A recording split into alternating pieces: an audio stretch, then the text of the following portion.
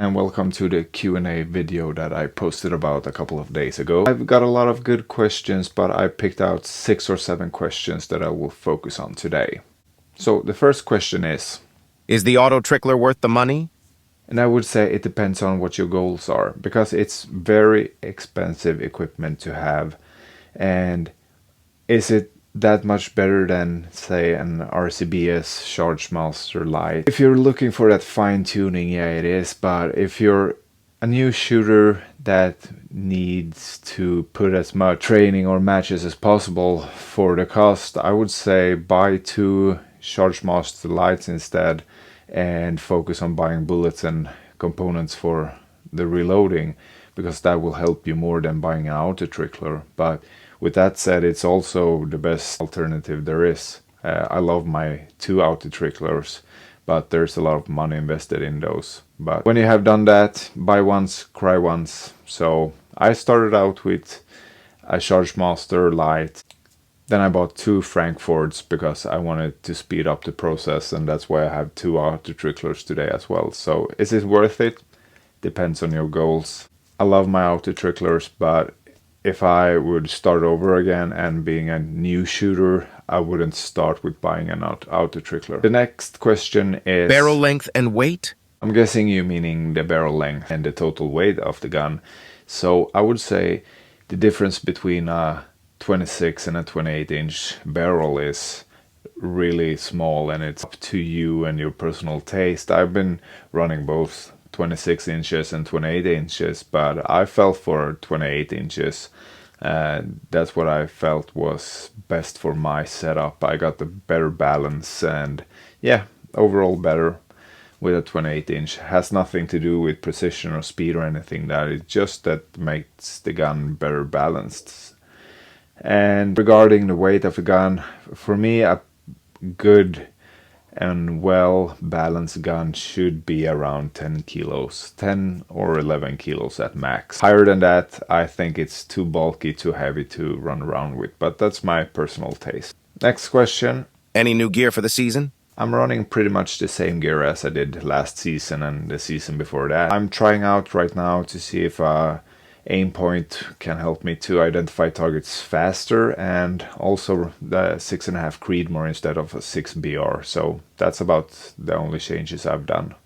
The next question. Does it have to be expensive to start and hand loading versus buying ammo? I would say that what you start with will never be the same as you end up with. So it's better to just jump right into it and start and see what you want to do with the sport. When new shooters ask me what to begin with or calibers or anything, I recommend them to just come to a match or join us on a range session at our local club to just go around and see what you like, try people's rifles out, and it really doesn't have to be anything expensive. I started out with a Tikka TAC A1, which is factory gun straight out the box for like what can be $2,500, something like that. And I started competing with that. I won a couple of matches. So what you start with the gun, it's better to just start than try to buy something expensive and then learn what you like. So use what you have and see what you want to have.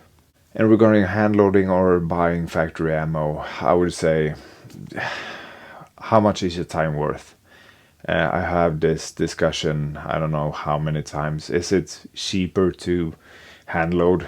Well, look behind me and I can say no. And no, you don't need to have like an equipment like this, but I started out with an RCBS kit, a Ruckshacker. I think it cost me like $300 or $400 with dice and everything, and I did my reloading for my first matches with that. So regarding hand loads, I would say, how much do you value your own time, and do you enjoy the process of hand loading?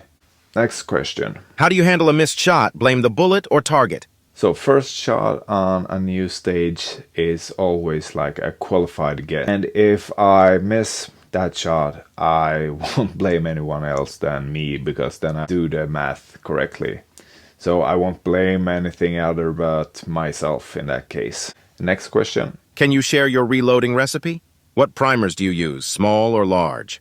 This is a very sensitive subject and I don't want any lawsuits on me, so I won't share any loading recipes here. And regarding small or large primers, in my Creedmoor I have large rifles, in my 6BR I have small. So I'm using both. Last question, which also was one of the best. What are your thoughts about being sponsored, and has it changed your shooting career? So this is a subject that me and my friend Marcus discussed it, like I think it's almost 2 years ago now on a podcast that we have. This is also a quite sensitive subject because a lot of people want to be sponsored and ask me how to become sponsored and think that being sponsored will change the game. And I'm not saying that it doesn't help me, and that's not what I mean, but it also requires that you do something for the company, or why should they be investing in you and why should you invest in them? Because you can't send an email to a company and say, hey, I want to be sponsored by you, please give me something. You have to show the company as well what you can bring value for the company that you will be sponsored or have an agreement with. I'm only sponsored or have a collaboration with companies that I'm already using. I won't change to anything that just wants to sponsor a shooter. I want to know that the products I will be representing is also products I would use without a sponsorship. For example, right now I'm ambassador and sponsored by Norma that makes ammunition, and I used Norma ammunition before I was sponsored as well. And then I'm sponsored by Drenger that makes shooting bags that I'm already using as well. I have a collaboration with Dext, Duct.sc supplies tripods, and I already used the tripods before I had a collaboration with them. Then I have Hunt and Gather with clothes I'm already using. And finally we got Corax, which I don't have an agreement with, but I love the guys and they support me, I support them, but with no boundaries. So that's just showing love to guys that gives back to the shooting community. To close it up, has it changed my shooting career? Without the help from, say, Norma, which is my biggest sponsor in this, I wouldn't be able to shoot as much as I'm doing right now. And of course, that has helped me a lot. So without them as my biggest sponsor, I don't know if I can say I wouldn't be here, but the journey would be much longer or much harder without them. So I'm really thankful for the companies that support me. So I try to support them back as much as possible because that's how we make the industry and the sport grow. So this was the 7 questions that I picked out, and hopefully we'll do this sometime again soon. Until then, take care.